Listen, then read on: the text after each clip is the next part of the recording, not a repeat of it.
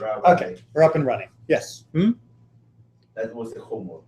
Yes. So that was your homework. That was the homework. So there were two parts to my homework. One was the list of all of the different crimes. We're going to see the specifics regarding stoning in just a few minutes. Well, in Mishnah time, a few minutes. A page can take longer than a minute.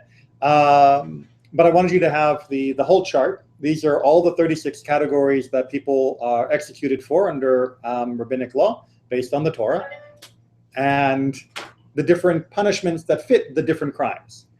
The other part of my homework was more complicated, and that was the question from the very beginning of this chapter of why the severity, the order of severity was flipped according to different sages. And that was more complicated than a one-page summary.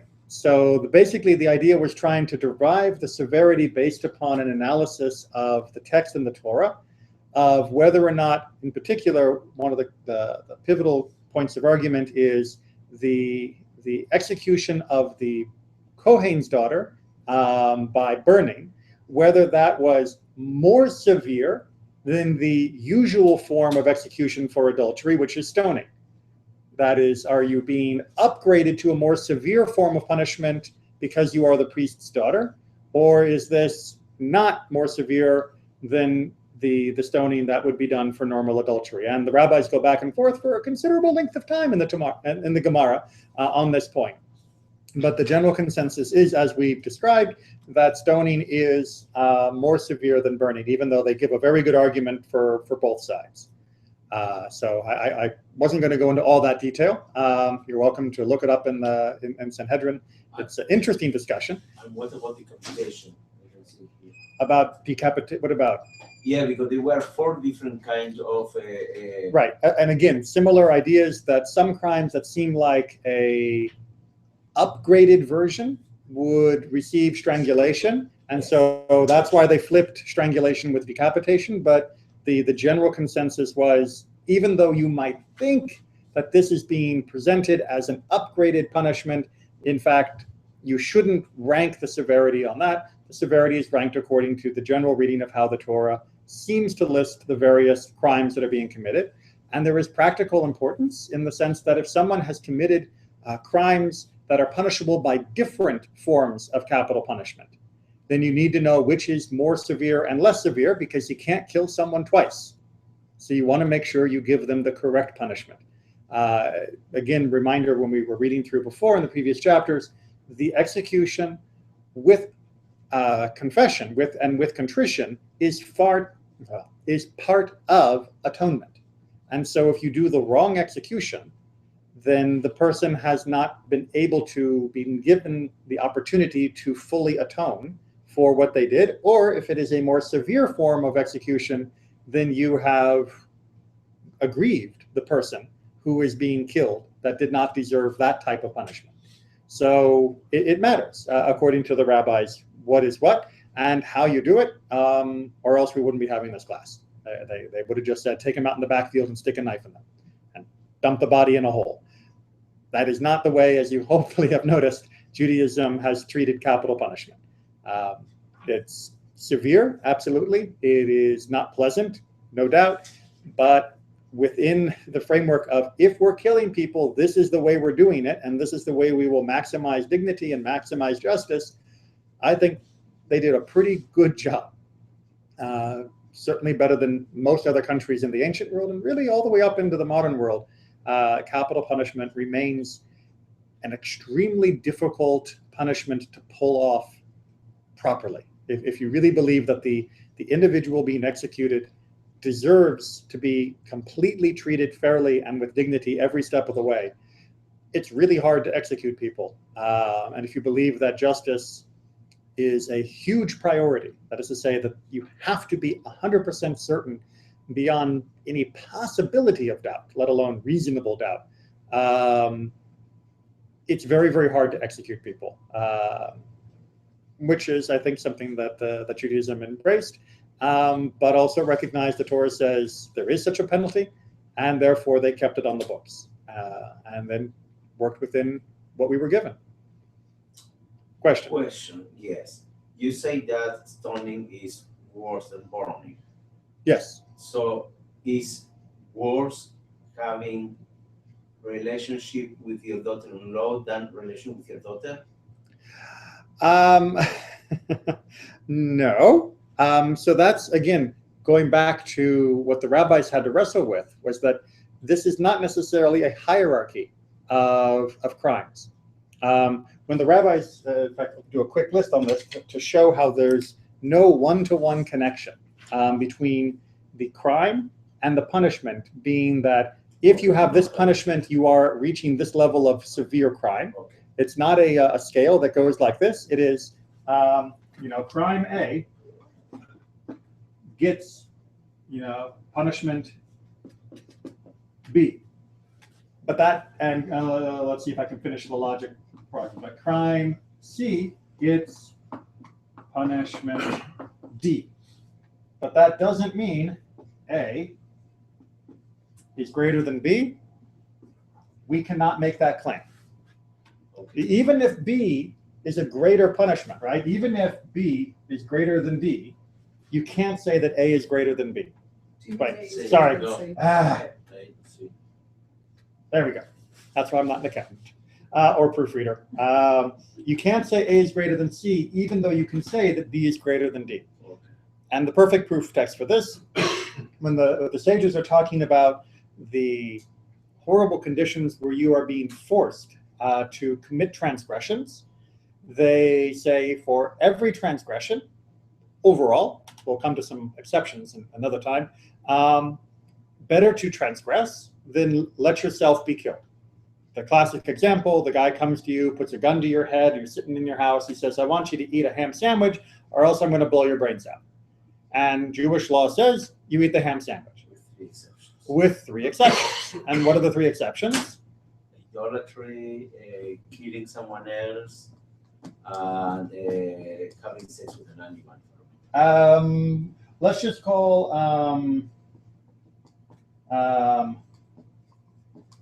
wrong sex, Okay. because it covers a group, a cluster of activities. If you look on this list, right, how do you get executed if you commit adultery, which is one of the wrong forms? Stoning. Right? Well, stoning, or in certain cases also, it can be strangulation if you look at the very bottom. How do you get killed if you murder someone?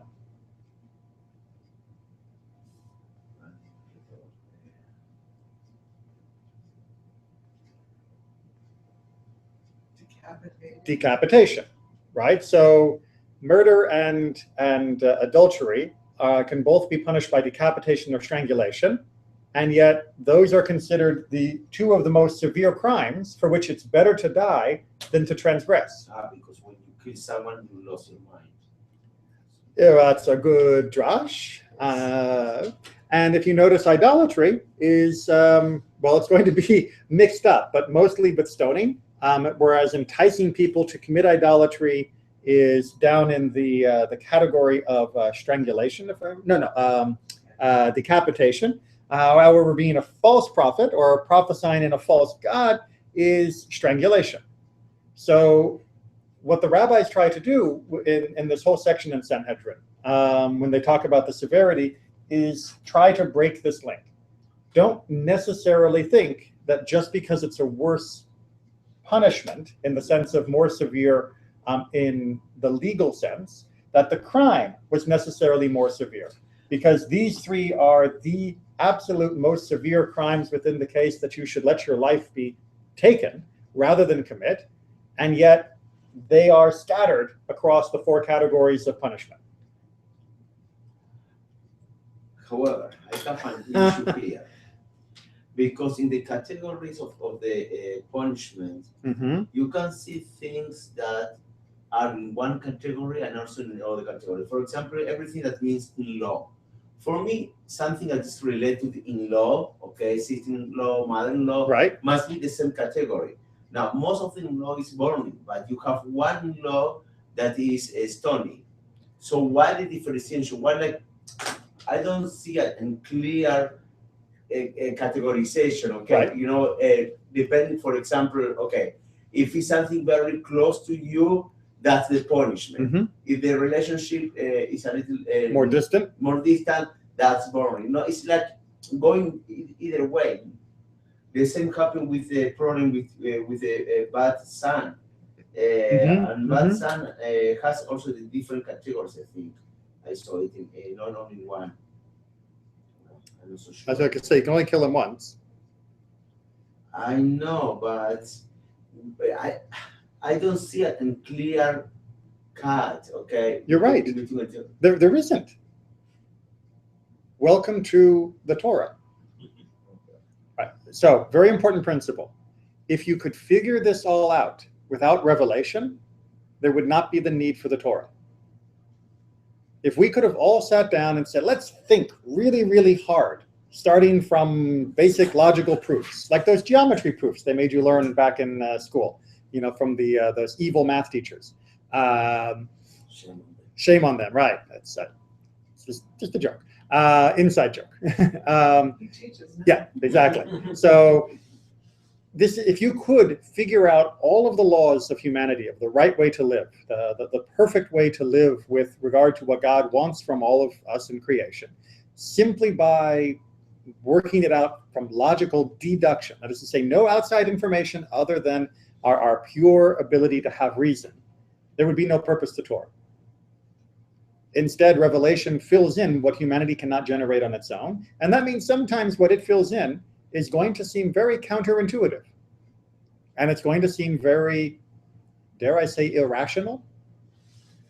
Indeed, that was one of the arguments in the Midrash about Korach from last week, where Korach brought the hypothetical argument, and he said, now, wait a minute, we're supposed to wear fringes of blue, techelet, in our tzitzit.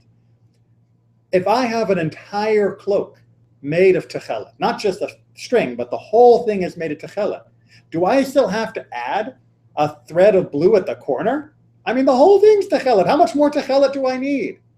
And Moses said, yes, you need techelet on the corner. Doesn't matter what the garment's made of, it matters what's on the fringes. And he said, this makes no sense.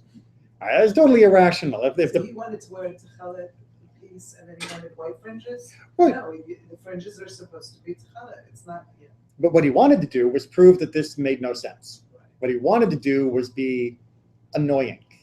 And he really did a good job at that. That's why he got swallowed by the earth.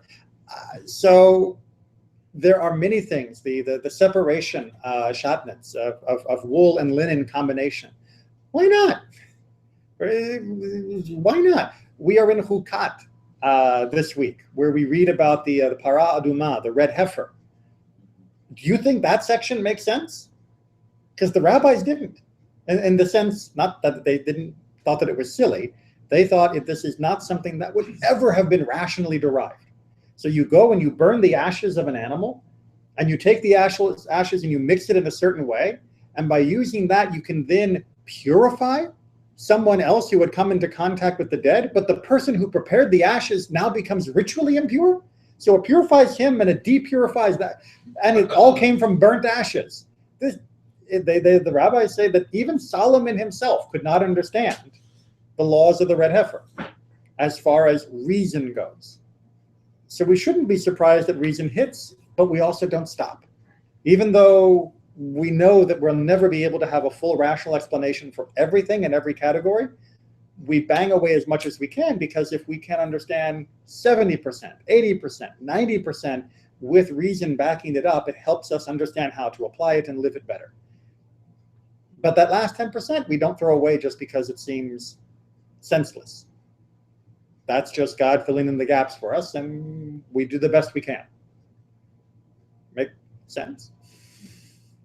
Okay, so at the very, very end of Sanhedrin 7.2, just to round us off before we get back to 7.3, we talked about the whole idea of burning, of srefa, and the idea that it wasn't tying a person to a stake and then lighting the fire and burning them up.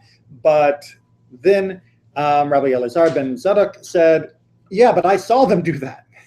I saw them burn the daughter of a Kohen by tying her and burning her on wood. And they said, yeah, that's because people were wrong, that the law was not being applied properly. Now, you and I might say, yeah, but she was still burnt and she was still dead. So isn't that a success? And the answer is no. Getting to the right end from the wrong means doesn't count as success in halakha, because we're not executing people because we want to. We're not executing people because having them dead is a net benefit to society. We are executing people only because Torah told us to do it, and Torah only gave us permission and authority to do it in these precise ways. And if you do it wrong, you're basically murdering someone. It sets a very high bar. Okay, so with that high bar in mind, let's move on to the other two forms of execution, and then we're going to go deep about what categories of crime get which execution. So we're on Sanhedrin 7:3. Yes, that jives with everyone's memory? Excellent. Need a volunteer to read, because I know everybody loves to be interrupted by me as I provide bonus commentary. Yes? Okay. Slaying by the sword was performed thus. They would cut off his head by the sword, as is done by the civil authorities. When they say civil authorities, they mean the non-Jewish governments that ruled over the land of Israel during most of the time that the Mishnah was being written. So they're using a reference that, you know, what they do in the marketplace. They have a guy and they go, and the sword beheads him. If that sounds familiar to some of the more gruesome things we've seen recently from terrorist organizations and such, it should. Beheading has been a common form of execution throughout the entire world. It's quick. It is direct and to the point, you might say, and it has been universally applied in pretty much every continent that I've heard about. Remember, though, this is not taking someone you don't like and dragging them to the market square and cutting their head off. This is taking someone who has gone through a rigorous court process, where there has been a chance to face their accusers, a chance to rebut any evidence, a chance to bring counter evidence, and a built-in presumption that clearing this person of capital punishment is preferable to sending an innocent person to death. And no one gets tried and no one gets executed on the same day as anyone else. So we are not lining up 15 people and cutting off a whole bunch of heads. So there is a great difference between the brutality of terrorist groups that will simply cut off heads to make a point, and what was done in the ancient world, where capital punishment was being carried out with such a high standard of judicial precision. Just want to make sure we get that clear. Onward. Actually, one question. Oh, please. The civil authorities. Yes. Did they keep hands off to the Jewish crimes, and turn When? perpetrators back? Right. Or were they parallel? It ebbed and flowed. That is to say, at different times throughout our history, we have had more or less authority to administer capital punishment when we've been under occupation. As an interesting aside, there were groups all the way up in the time of Spain under Muslim rule that did execute people, which was considered very, very shocking, because there's no Sanhedrin. There was no local authority to do this. You don't have these court proceedings to execute people.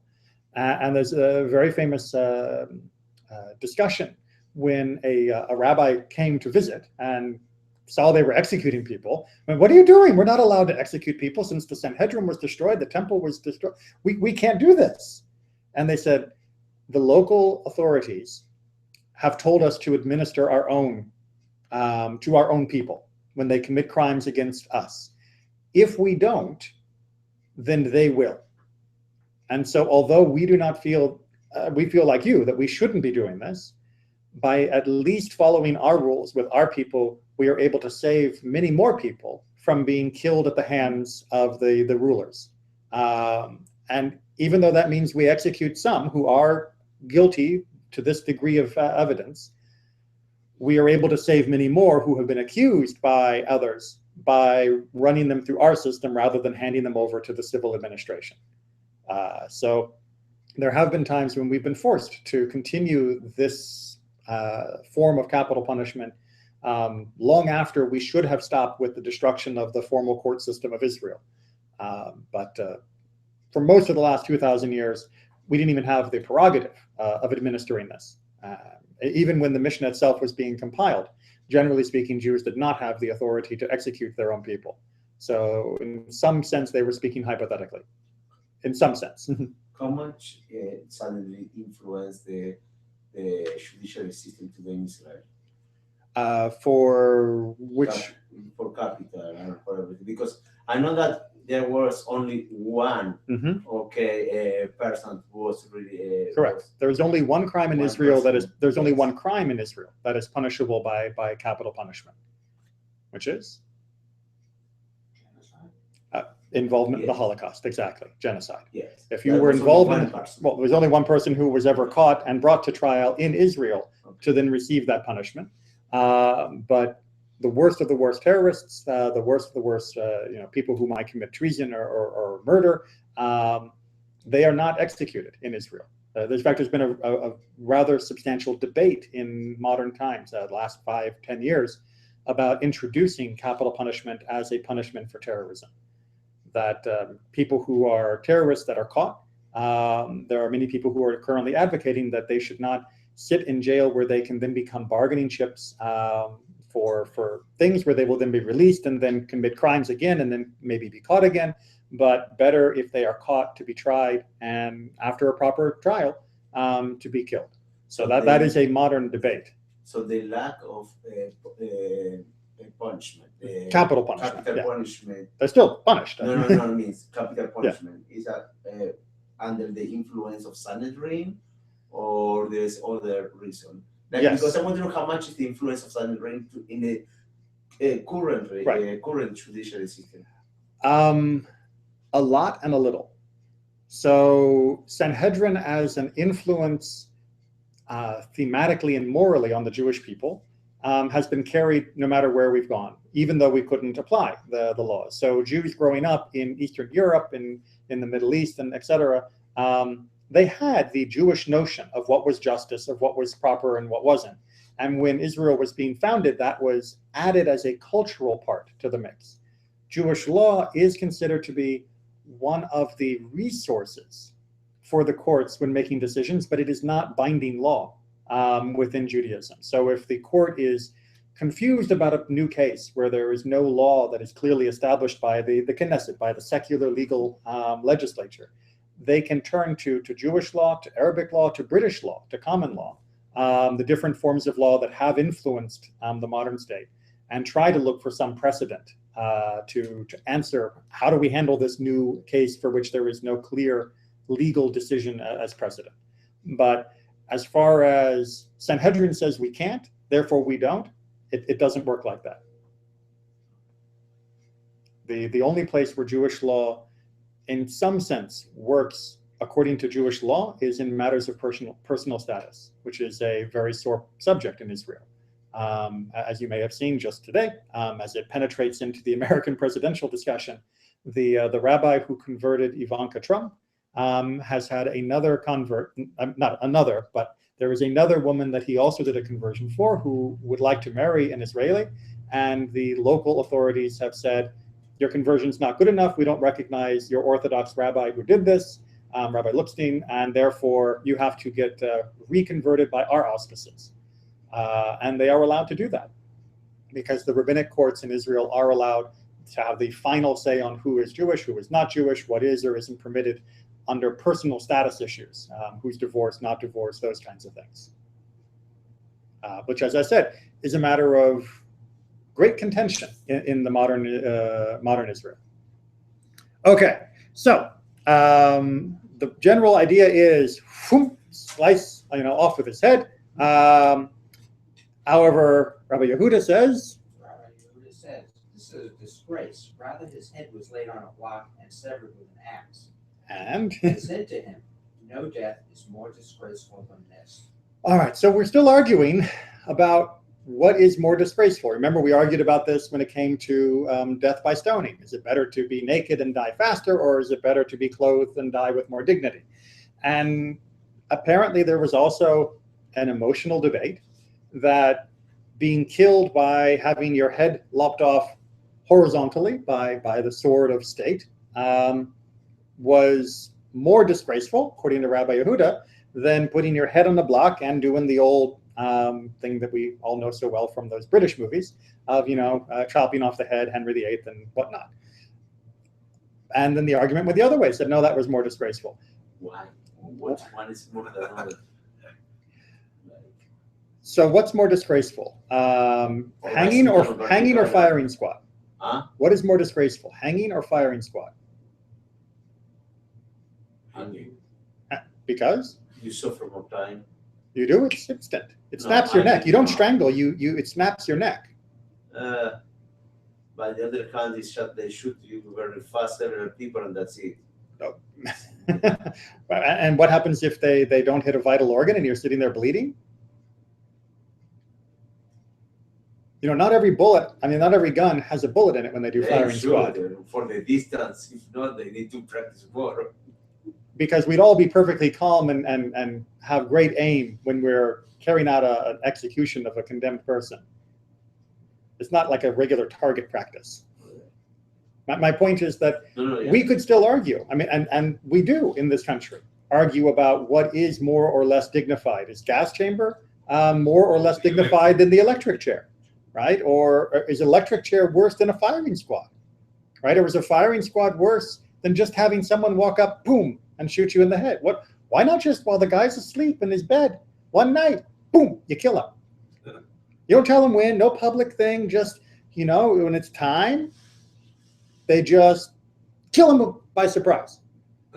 These could all be argued. And indeed, in this case, they are different kind of execution. Here we have the same execution. It's the same beheaded and with the same sword. So the only difference is vertical or horizontal. So why for Rabbi Yehuda is more gentle, do vertical and horizontal? We can come up with lots of explanations. My point is not, the Gemara is where we discuss the details of the arguments of the sages. But the point is the underlying ethos of the argument is something we should be familiar. The fact that we worry about cruel and unusual punishment in the American context, something, by the way, that a Jewish man worked very hard to undo within the U.S. Navy, Uriah P. Levy, one of the Jewish admiral way back when, in the 1800s. He stopped the process of flogging because he considered that to be cruel in the Navy. And instead, if someone was drunk, he would hang a little wooden bottle around their neck to embarrass them in front of their shipmates and all of that. And the shipmates, by the way, complained that that was more cruel than just being flogged across the cannon barrel. So the notion of what is or less dignified is very culturally relative. But it is important to note that what they're arguing about here is the honor of the condemned. They're not arguing about how can we make him suffer more. They're arguing about what is the most dignified way we can dispatch them. We may not understand entirely their sensibilities of why they would think one over the other, any more than why Monsieur Guillotine thought that that was a more humane way to execute people, which it was. That was his argument. The guy who invented the guillotine was considered himself a humanitarian.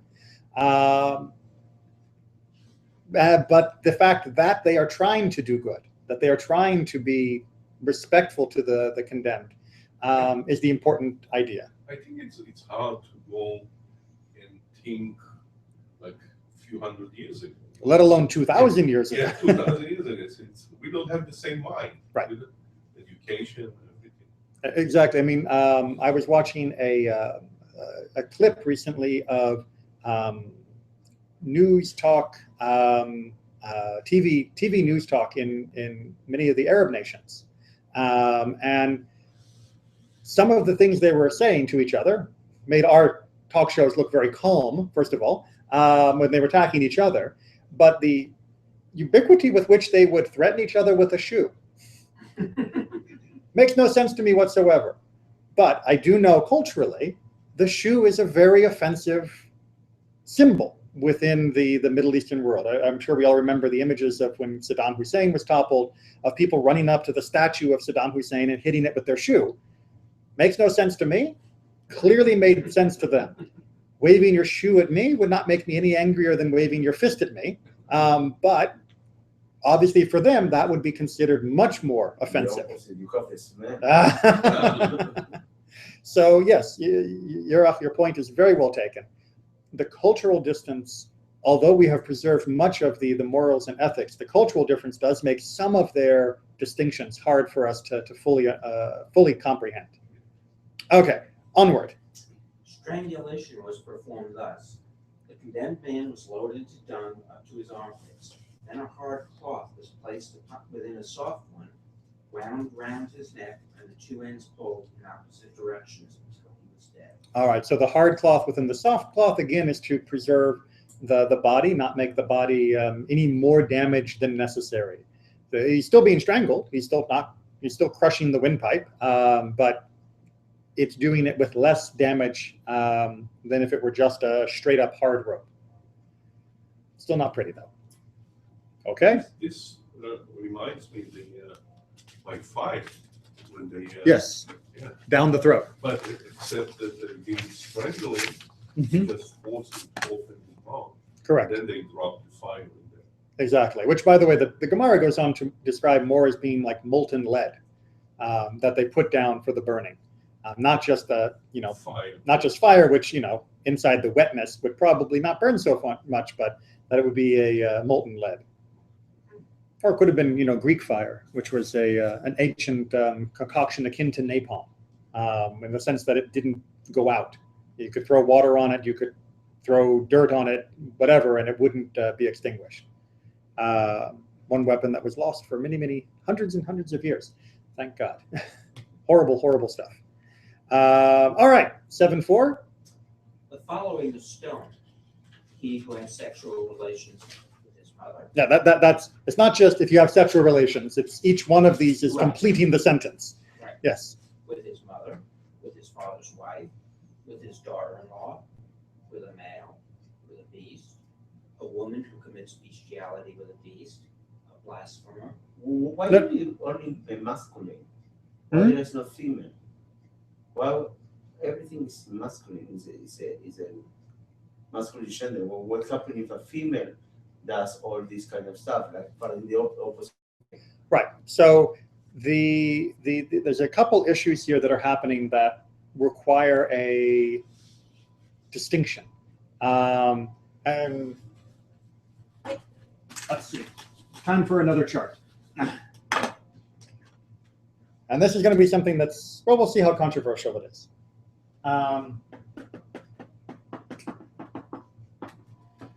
Adultery is a different concept in Jewish law than it is in Western law. Same way that the concept of being a bastard is different in Jewish law than it is in Western law. So we have to straighten this out because it's going to make some of this a little bit clearer. Adultery under Jewish law is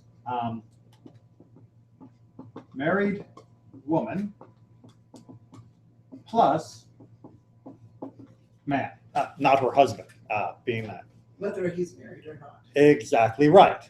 Right. So the idea of a man having sex with a woman that isn't his wife, but also isn't someone else's wife, does not technically qualify as adultery under Jewish law. So if he's having sex with his mother, the fact is she's someone else's wife. And you might think, well, therefore, that's adultery, right? But if his father were dead and she were a widow, it would not technically be adultery, and therefore it needs its own special prohibition in and of itself. Because his father's wife may not necessarily be his mother. And additionally, when you have a polygamous, Then you think, what do you mean? But right. This is a situation where his father's wife is not his mother. I'm sure there's something else if it is his mother. That's probably not what they were worried about. They do get into different degrees of consanguinity. How often do I get to use that term? Of relationship, whether it's a step or an in-law or half. They do talk about those issues as well. So that was the problem with Reuben, that he did with the married woman of his father. Depends how you read the commentary. Right. In fact, that was today's parasha study at the lunchtime. Oh, really? Yes. Well, as one of the texts, we were talking about accusing an innocent person, and they were saying that Reuben, no one should say that Reuben sinned with his father's wife. that whatever you may think, your mind's in the gutter, that he did with her, it was only about rearranging furniture. Oh, sure. Right? He moved his father's couch, and that's all he did. Sometimes a cigar is just a cigar, as Freud once said. Stop thinking anything else happened. So the same happened with what was the name of the oldest son of David? That he did the same when David was very old. No, that was, I mean, Absalom with David's concubines. Yeah. No, he absolutely slept with David's concubines, and he was killed for it. Maybe he tried to arrange everything to check. He was checking the furniture throughout the whole harem. He just wanted to check the furniture. Yeah, yeah. No, that pretty explicitly he was doing the alpha male thing under those circumstances. So because of this particular definition, it means that in order for the man to be guilty of something, if you don't have a married woman, you need a separate prohibition to keep him. Whereas a woman who's married is automatically prohibited from all these people because she's not supposed to be with anyone other than her husband. You don't need an additional prohibition to rule that out for her. And so, just to make it clear, because I did this a couple of years ago, Yeah. in that case, a married man technically can sleep with or be with or whatever with a woman, and if she's not married, it's okay. No. Okay, so you were fine right up until the last word, the okay word, right? So, but it's not adultery. It's that's not adultery. right. That's the But correct. It's not adultery. Correct. That's the correct end It to may that not be sentence. okay, but it is not adultery. Correct, which means it is not a capital crime. It's no great honor. It's not something you put in your resume. And there are additional implications, both within the ancient world, even where polygamy was allowed. If she were betrothed to someone, that could very well be considered adultery and him a seducer, and she would be innocent of anything. And if she were betrothed, correct? If she were a willing partner, then both of them have committed adultery technically. In other circumstances, he would have to marry her, having seduced her into his charms. In other circumstances, if she said that it had been raped, he could absolutely be punished for having committed rape. And again, if they're out in the wilderness rather than the city, her word is taken over his. But from the Middle Ages on, especially within the Ashkenazic world, the poskim, the legal deciders for the Jewish people, ruled that there was an implicit agreement among men and women now that there would be a monogamous relationship, that polygamy was now off the cards, that we were not doing that anymore. And therefore, every woman in the modern world, modern being the last 1,000 years, married with the assumption, the implicit assumption that her husband was not going to be sleeping around taking a wife, because sleeping with a woman that isn't your wife is a form of betrothal. Or it's just what's known as sleeping around, which is not something you're supposed to be doing either. So, did you say well, it comes from the word zona. I was going to say, like, so then you would say whoring around, right? Yeah, I know. I just don't feel comfortable saying. Okay, Yeah, so it's considered repugnant to be doing that. What that term means. Yes, right? and so the rabbi said no Jewish man would ever be just doing that. So that means he was actually just engaged in an act of betrothal that happened to require no clothing. You don't take pictures of those engagement moments. Like, now when they do all the pictures with the ring, and yeah, that they don't. That was considered marriage in the ancient world. Exactly right. Bia was considered one of the forms of betrothal, and it was a form the rabbis strongly frowned upon, that this was not the way that you were supposed to betroth yourself. But had someone done it, they were on the hook. Yeah. The ketubah is considered, right, so the ketubah is considered to be implicit at the standard values if no ketubah was given. But everybody expected the ketubah to be negotiated. And that's even after the fact if that had occurred. Correct. They wanted a proper negotiation. Of course, you've lost a lot of bargaining power if you've already taken that step.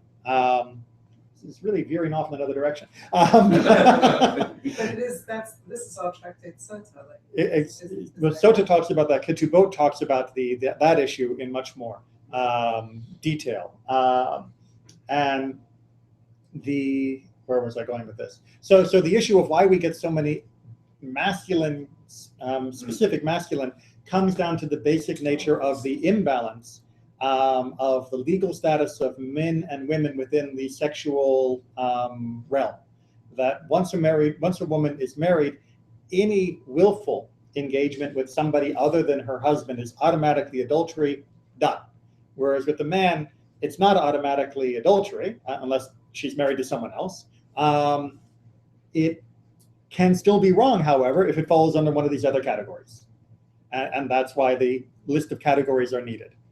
And then, of course, for women, we have to spell out that. It doesn't say much for the men's thought process that they need to have it spelled out like that. We're just saying. Well, because there are what we would call relatives that are permissible to people. You can marry cousins, for example, under Jewish law. Not recommended or allowed in the modern context. I mean, it would technically be allowed by some communities, but we don't. Niece and uncle was also considered permissible, even desirable in some circumstances. So knowing who from the family reunion is available or not available was rather important, because you sort of wanted to make sure you weren't going the wrong way, because it was a death penalty. But on the other hand, you didn't want to scratch anyone off the list if you happen to live in a small community where there weren't that many people to get married. So you needed to know who were the available people.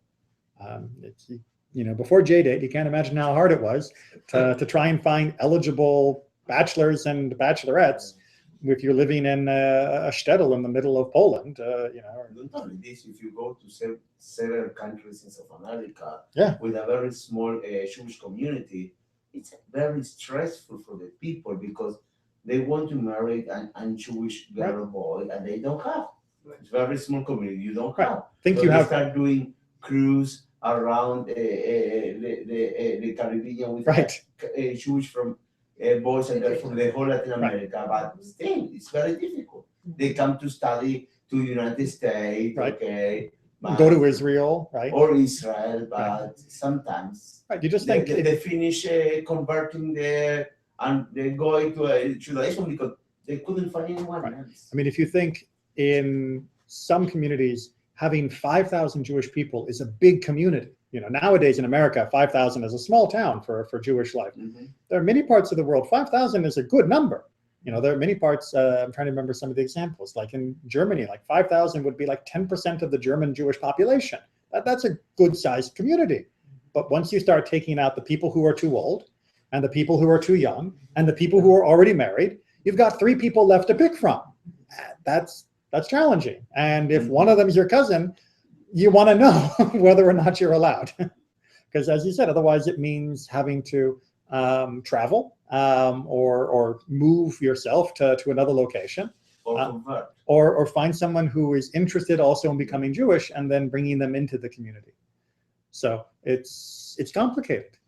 We take it for granted. We live in a world of abundance when it comes to Jewish people, especially in the United States, even here in Orlando. And if you can't find someone in Orlando, you just go down south and you got a whole lot more to choose from.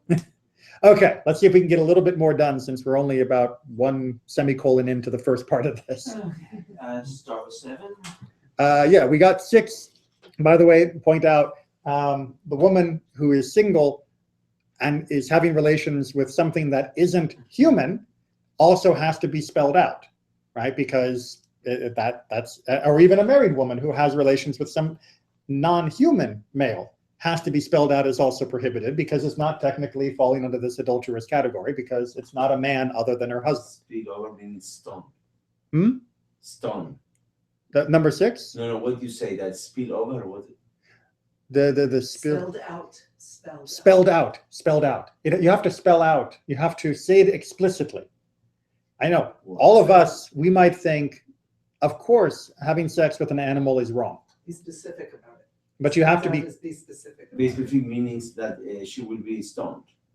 No, be specific meaning you have to say it's prohibited and this is its punishment. You can't just assume everyone knows it's wrong. Or everyone knows how wrong it is. Okay. Right. All right, keep going. a blasphemer, an idolater, one who gives of his seed to Molech, By the way, we're going to be going through these in more detail in a few other sections.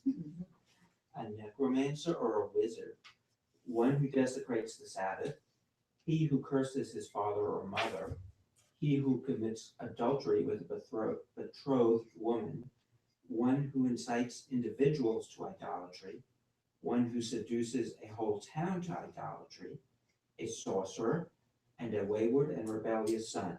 Okay, we got that? Well, I want to know the difference between a Sorcerer sorcerer and and a a wizard. wizard. It's a source of debate and contention. The technical terms for necromancer, wizard, and sorcerer are open to debate and discussion. There's questions of people who are using certain types of rituals, people who are using certain types of spirits, using communication with the dead, and exactly which one falls under which category is a subject of debate and contention. All of the things I just described are definitely prohibited. Magic in particular, and even the talk with the spirits for purely and clearly defined entertainment purposes, no problems. You can go see David Copperfield, make a tiger disappear, that's okay. But if he tells you that he has supernatural powers that were granted to him by the ancient spirits of such and such, then that becomes a problem. That came from Shmuel. You When mean, Shaul tried to talk to him. yeah, through the Witch of Endor, yes. Yeah, that was a bad idea. Especially with Shmuel. Well, especially when Saul had been the guy who had gotten rid of all of the soothsayers from Israel, and then he goes to the one that's left, and she's like, I don't know any soothsaying. Saul got rid of all of them. He's like, yeah, I'm him. It was real. If you haven't read that section of the Tanakh, it's quite funny, but it's also just such beautiful literature and drama, especially when you know the relationship between Samuel and Saul and what's coming when Saul is about to die. It's also a good example that trying to talk to the dead never works out well for the living. So would this have been two different cultures that would have been around? They probably So, would like, have one been. culture would have done it this way, and another group would have done it another, or just different?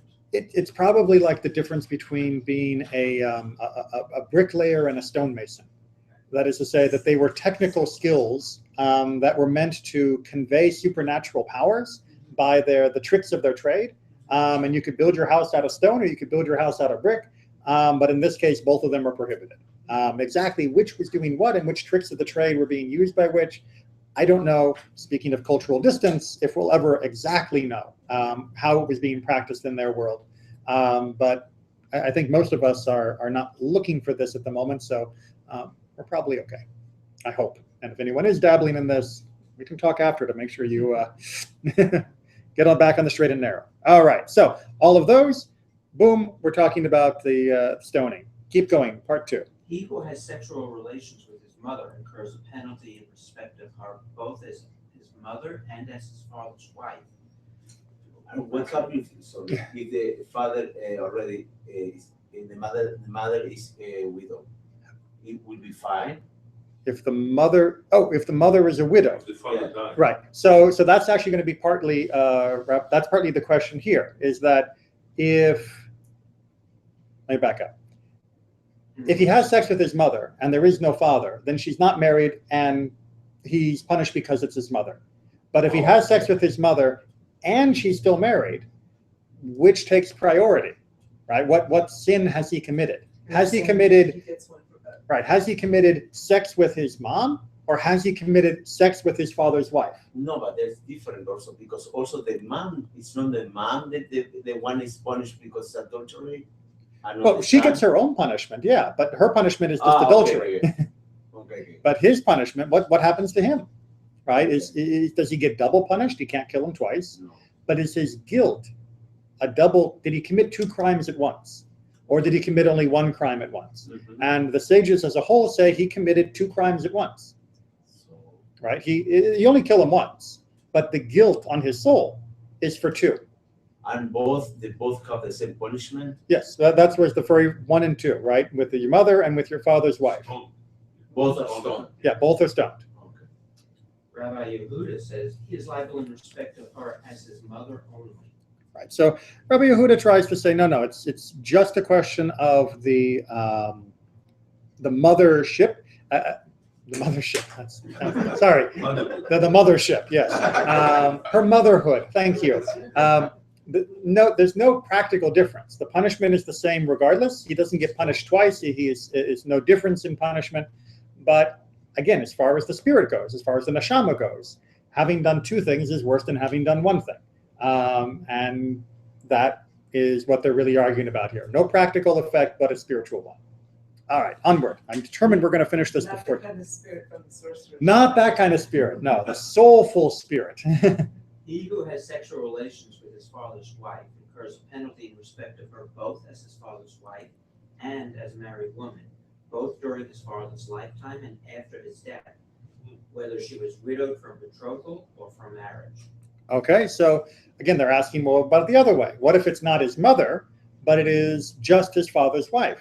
Again, we seem to be causing two crimes at once, because on the one hand, it's adultery, and on the other hand, it is sex with his father's wife, which is spelled out explicitly as its own crime. And the answer here is, yep, he does both. The interesting part here is that they carry that over even after she's no longer married to his father. That is to say, she has died. He has died. The other would be a whole different crime. He has died, and therefore she is technically not married to him. But even still, the prohibition of your father's wife continues. So why there's not the same specification in the other hand? They say, okay, your mom also when your mom is alive or your mom already died. Why there's Because she's your mom regardless Exactly. of if he's alive or dead. Your mom's status can't change as your mom. Your dad's wife's status. This isn't your mother. This is your dad's other wife. Yeah, second wife. Or the same, polygamy. He had wife number one, Yeah. wife number two, same time. Not that was that common, but it could happen. What's betrothal? Engagement. Engagement? But it's Oh. Jewish engagement. It isn't just, I'm getting married with you. It is, we are doing kiddushin, and then we will finish this later. Oh. Right, so that was we used to do that separate from the chuppah. Now we do this and the chuppah at the same time. in order to avoid these kind of issues. So- Well, in order to avoid lots of Because problems. if you're betrothed and this happens, you have to have a divorce. Right. Well, and many other things, Besides or this, but I mean, exactly in you're any betrothed, circumstance. And then you're betrothed. You can't not be betrothed anymore. An engagement, it's not like an American engagement. Exactly, American It's not like you engagements. break off an engagement. If you're betrothed, you need to get to go on to the next one. Exactly right. It's think of it like a super engagement, right? You are really, really engaged. In fact, you are married for all the responsibilities, But with you none don't of the have to be privileges. around him or- right? With none of the perks. So that's why nowadays we like to just do them one right after the other, right? So we do the first part of the wedding ceremony, then the rabbi talks a little bit, and then we do the second part of the wedding ceremony, and you were engaged for only about, well, however long the rabbi talks. So that's the length of your engagement in the modern Jewish setting. So what part of the wedding is the betrothal today? Mm-hmm. And The- what's The giving of the ring and the first blessing over the wine. That's the betrothal. That's betrothal. Right, and then the Sheva Brachot is the second part, Second part. and that's it. Now, Jewish weddings are really, really short in their essence. We could do it in 5 minutes. All right, onward. He who has sexual relations with his daughter-in-law incurs a penalty in respect of her both as his daughter-in-law and as a married woman, both during his son's lifetime and after his death, whether she was widowed from betrothal or from marriage. Okay, so daughter-in-law also doesn't make a difference. They are really trying to rule this out. By the way, an important point to consider that was explained to me by one of my teachers in rabbinic school was people married younger in the old days, and people had children when they were younger, which meant the ages between father and daughter-in-law was much closer. So they would both still be of compatible ages when it came to possible romantic interest. So the idea nowadays of, you have a 65-year-old father-in-law and a 28-year-old daughter-in-law, and it's like there's no way anything's happening between these two.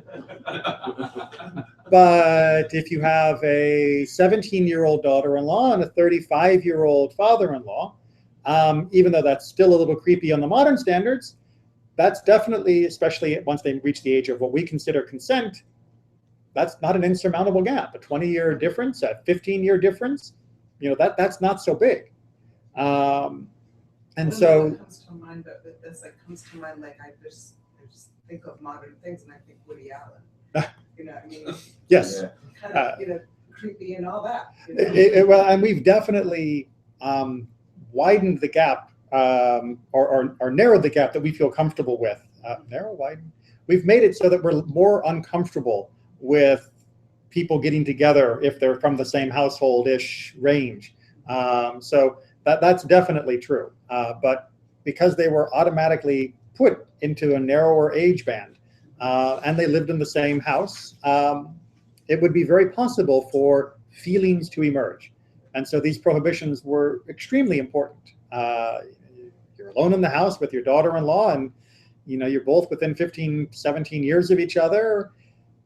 We may say, and I hope we do, ick, but human nature is what human nature is. It's helpful to have a mitzvah, make sure that we don't do anything on that idea. Wouldn't it be like all the more reason that we would need to be more specific because there are Woody Allens out there? Absolutely. And I'm sure that were we not to have a mitzvah, or in the modern secular world to have a cultural repulsion that we have worked hard to maintain, it would happen more often. People have urges, I guess is the simplest way of putting it. And the people who are most close to you are the people we are most likely to direct our urges towards.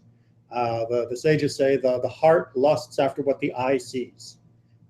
So those people we see most are the people we are most likely to begin thinking about, and therefore we have to make a very clear demarcation of off limits. Even when that person's dead, off limits. It's just, we do not go there. Good. And now another place we don't go. He who has sexual relations with a male or a beast, and a woman that commits bestiality.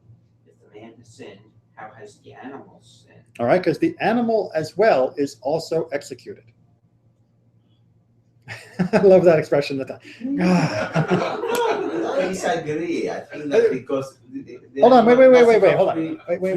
Wait. Let the Mishnah finish, because the Mishnah is going to give you two reasons. Then you can tell me the Mishnah is wrong. we spoke about that. Yeah, but the Mishnah is going to give us two reasons. But because the human was enticed to sin by the animal, therefore Scripture ordered that it should be stoned. Another reason is that the animal should not pass through the market. People say this is the animal on account of which so and so is. Yeah, I know. Okay, so first of all, enticed doesn't mean the sheep was putting on lipstick and high heels. It doesn't mean the sheep was going, hey, big boy. What word is used? I don't know off the top of my head, but what they mean by the sense of this is an animal that somebody looked at and began to have passionate feelings for it. Again, we're not talking about love here. We're talking about lust. This is a danger. Right? This is an animal that somebody has already stumbled into a grievous sin over. So do we really want to keep this around? This is not good. It's like at the end of any of those treasure hunting movies where they say, this magic artifact has caused all of this trouble and wars. We need to get rid of this because it is too dangerous for the eyes of men. This lamb, this is a problem. We got to get rid of it. Can you sacrifice to the temple? No. It is executed. It is executed.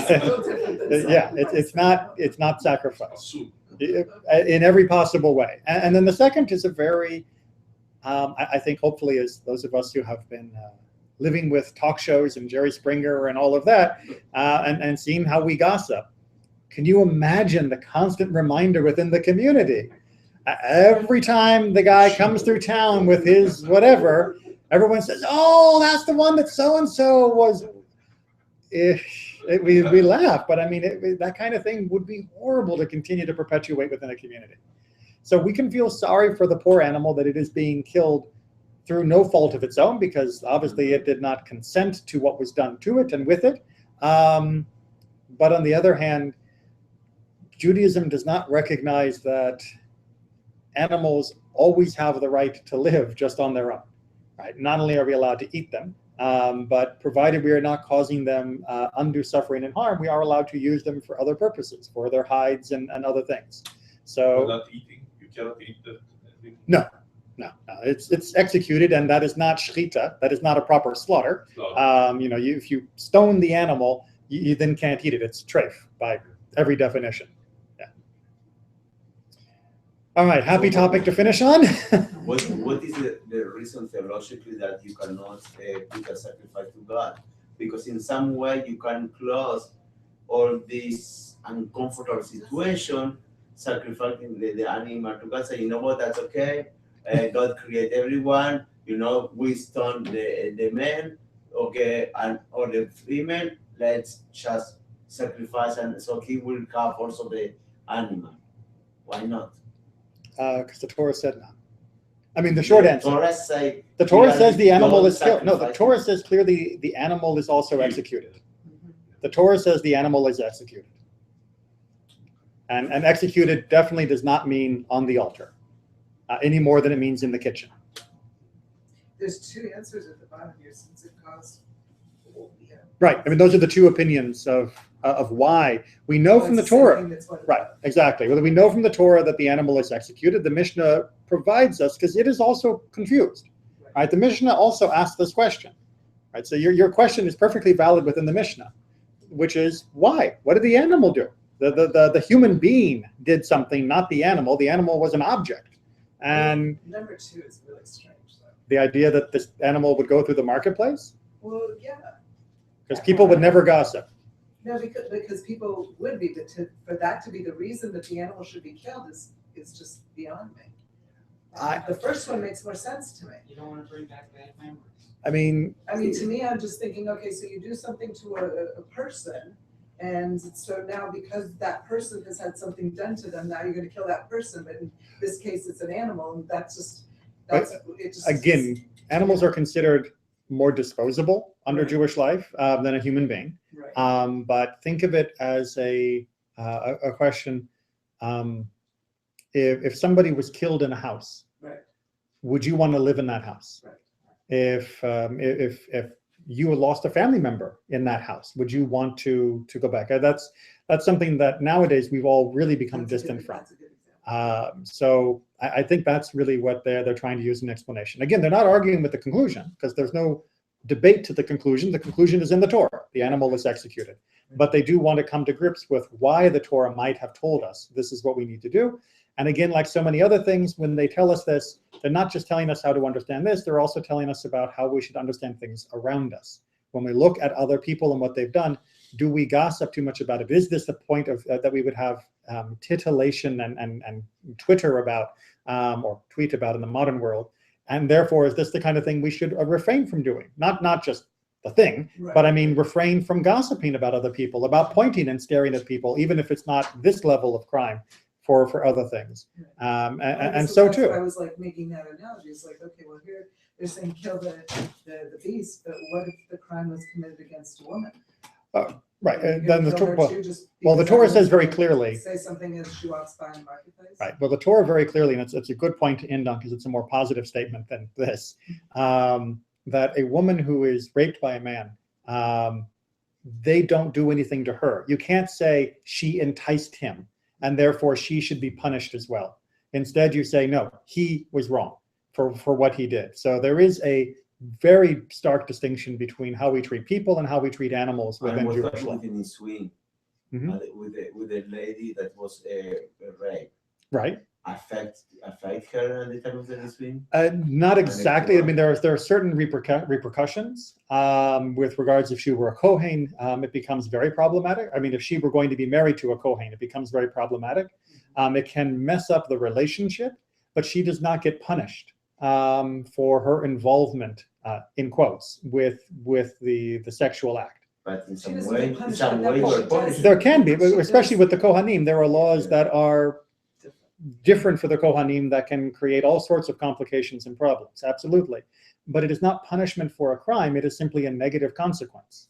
Right? It is not you did something wrong, here is the punishment for it. It is something wrong happened, and unfortunately, in addition to the physical act that happened to you, there are other repercussions that are going to happen. So if she married an Israel, one lady, Right? what happened with the ketubah? She received a lower price for ketubah because she's not more virgin? If a woman was not everything was negotiated, right? But if a woman wasn't a virgin, what? Everything's negotiable. Yeah. So if a woman wasn't a virgin at the time of her betrothal, before the betrothal, I'm sorry.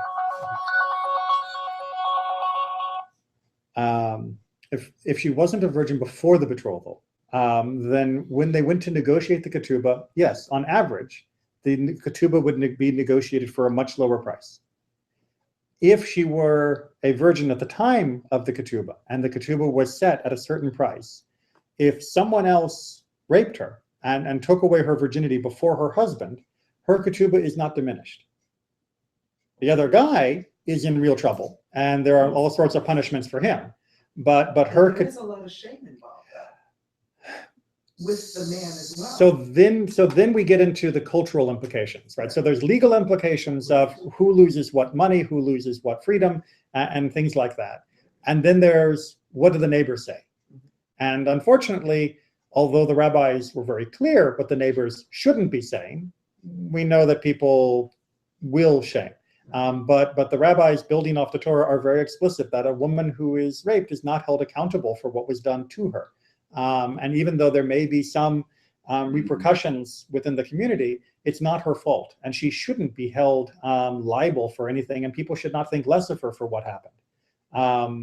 That notwithstanding, yes, when it came time to negotiate a ketubah, a woman who wasn't a virgin, on average, would be bargained for a lower ketubah price. And very important, remember, ketubah is not a bride price, right? You're not buying the woman for the ketubah. It's the divorce price. It's the divorce price, exactly. It is the divorce price. It is the protection for the woman in the case of divorce or widowhood. It's really important, right? Really important. Women don't inherit from their husband under Jewish law. Therefore, if a man dies and there are no children to support her and no way for her to get support from them or from her father's household, she needs the ketubah to survive on. So it was also for widowhood, not just for divorce. Who is paying for her? His estate. Huh? The estate. But what happens if the husband is very poor? Well, then there's a problem, right? Then there's a problem. But the ketubah the ketubah comes from the top of the estate.